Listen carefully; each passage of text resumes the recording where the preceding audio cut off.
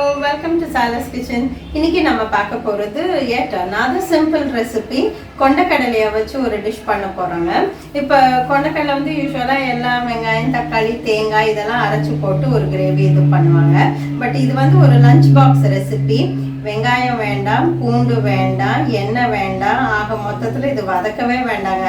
ரொம்ப சிம்பிளாக குக்கரில் வச்சு இறக்க போகிறோம். ஸோ நீங்கள் காலையில் பண்ணி பேக் பண்ணி கொடுக்கறதுக்கு இது ரொம்பவே குயிக்காக ஆகக்கூடிய ஒரு very simple but yet tasty recipe. எங்கள் வீட்டில் இது எல்லாருக்குமே ரொம்ப பிடிக்கும். அந்த ரெசிபியை வந்து ஒரு நாள் நான் ட்ரை பண்ணி பார்த்தேன். பார்த்துட்டு சரி உங்களோட ஷேர் பண்ணிக்கலாம் அப்படின்னு சொல்லிட்டு இன்றைக்கி நான் அதை பண்ணி காமிக்கலான்னு நினச்சேங்க. வாங்க அதுக்கு என்ன இப்போ ஃபஸ்ட்டு பண்ண போகிறேன்னா, இங்கே வந்து கொண்டக்கடலை வந்து ஓவர் நைட் ஊற வச்சுருக்கேன். ஊற வச்ச கொண்டக்கடலையை என்ன பண்ணுங்கள், எடுத்து நல்லா அந்த தண்ணியை யூஸ் பண்ணாதீங்க, அதை கொட்டிட்டு நல்லா ஒரு 2-3 தடவை நல்லா கழுவி எடுத்துருங்க. கழுவி எடுத்துட்டு இந்த இப்படி வச்சுருக்கேன். ஃபஸ்ட்டு இந்த கொண்டக்கடலை, அடுத்து கொஞ்சம் உருளைக்கிழங்கு வச்சுருக்கிறேன். அப்புறம் நம்ம வந்து இதில் வந்து நீங்கள் இப்போ லஞ்ச் பாக்ஸுக்கு வந்து பூண்டெல்லாம் சேர்க்காதீங்க. ஏன்னா இப்போ நிறைய ஒர்க் பிளேஸில் போகும்போது அது எல்லாமே ஏசி ரூமாக இருக்கும். ஸோ ஏசி ரூமில் பூண்டு வெங்காயம் சேர்ந்து அதை திறந்தோம்னாலே குத்துன்னு ஒரு வாடை வரும். அதனால் அது பதிலாக நீங்கள் இஞ்சி சேர்த்துக்கோங்க. இந்த இங்கே இருக்குது, இஞ்சியை நல்லா நசுக்கி அது போட்டிருக்கேன். அடுத்து பொடியாக நறுக்கினா தக்காளி வேணாலும் இது இப்படி லேசாக நசுக்கி போட்டுக்கலாம், இல்லைன்னா நல்லா பொடியாக நறுக்கி சேர்த்துக்கோங்க.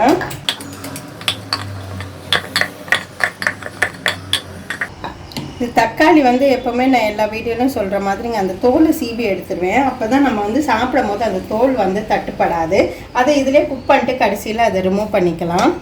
இப்போ இதில் வந்து நம்ம கொஞ்சமாக புளி சேர்க்க போகிறோங்க. ரொம்ப கொஞ்சம் தக்காளி புளி இருக்கிறதுனால இது கொஞ்சம் புளி சேர்த்தா போதும். அடுத்து நம்ம சாம்பார் தூள் தாங்க. இப்போ சாம்பார் தூள்லே நம்ம வந்து மிளகா, தனியா, சோம்பு, சீரகம் அது எல்லாமே சேர்த்துருப்போம். ஸோ அதனால் அந்த ஒரு ஃப்ளேவர் போதும். சாம்பார் தூள் சேர்த்துக்கோங்க. தேவையான அளவு உப்பு,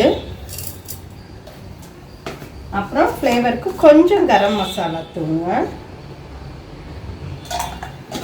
அப்புறம் முக்கியமாக இதுக்கு வந்து நீங்கள் என்ன சேருங்க, பெருங்காயத்தூள் கொஞ்சம் சேருங்க. எந்த பருப்பு வகையினாலும் கொஞ்சம் பெருங்காயம் சேர்த்திங்கன்னா நல்லாயிருக்கும். அப்புறம் தேவையான அளவு தண்ணி.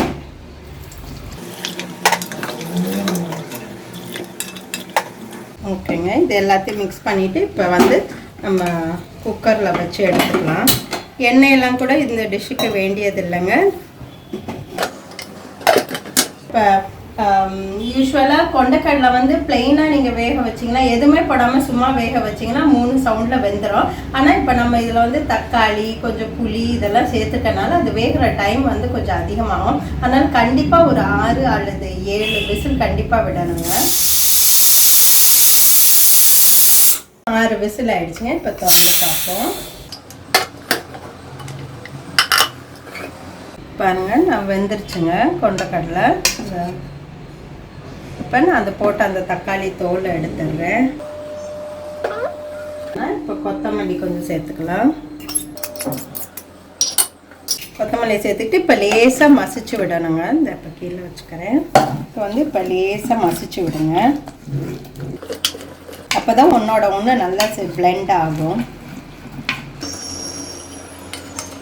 அவ்வளோதாங்க. இந்த பாருங்கள், நம்ம இது வந்து இப்போ ரெடி ஆயிடுச்சு. எடுத்து இதில் ஊற்றிக்கலாம். இப்போ சாலஸ் கொண்டக்கடலை ரெடி ஆயிடுச்சுங்க. இப்போ நான் சொல்கிற அளவு, இது எல்லா ரெசிபிலையுமே நான் சொல்கிற அளவு எல்லாமே வந்து கைட்லைன்ஸ் தாங்க. நீங்கள் வந்து உங்கள் டேஸ்ட்டுக்கு ஏற்ற மாதிரி உப்பு, காரம், புளிப்பு இது எல்லாமே கூட குறைய சேர்த்துக்கோங்க. சேர்த்துக்கிட்டு சமைச்சு பாருங்கள். சமைச்சு பார்த்துட்டு எப்படி இருக்குன்னு சொல்லுங்கள். மீண்டும் உங்களை அடுத்த ரெசிபியுடன் சந்திக்கிறேன். அதுவரை உங்களிடமிருந்து விடைபெறுவது விசாலாட்சி.